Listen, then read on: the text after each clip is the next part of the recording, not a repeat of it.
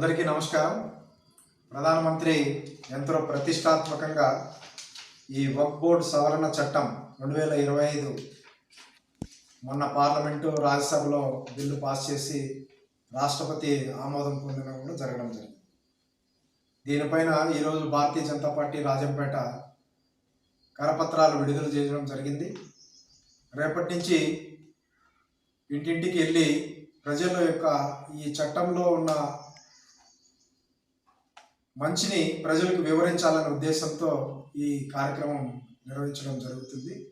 ముఖ్యంగా ఈ వక్ఫ్ చట్టం వల్ల పేద ముస్లింలకు, ముఖ్యంగా మహిళలకు, ముస్లింలో ఉన్న ఇంకా చిన్న చిన్న వర్గాల వారందరికీ కూడా ఎంతో ఉపయోగపడే విధంగా దీంట్లో కేవలం కొన్ని సవరణలు మాత్రమే చేశారు. ఎన్నో సంవత్సరాలుగా వాళ్ళు అనేక వేల ఎకరాల భూములు వాళ్ళ ఆధీనంలో ఉంచుకొని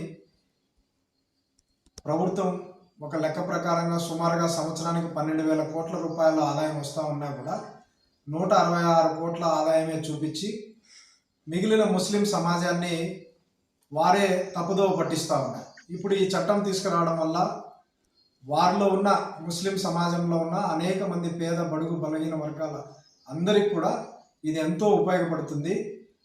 కాబట్టి దీని మీద కొద్దిమంది లేనిపోని అపోహలు సృష్టిస్తున్నారు. కాబట్టి వారందరికీ జాగృతం చేయాలనే ఉద్దేశంతో ఈ కరపత్రం విడుదల చేసి ఇంటింటికి వెళ్ళి వారిని భారతీయ జనతా పార్టీ జాగృతం చేయబోతుంది. కడప జిల్లాలోని మరిన్ని వార్తా విశేషాల అప్డేట్స్ కోసం మా SCN న్యూస్ ఛానల్ను తప్పకుండా చూడండి.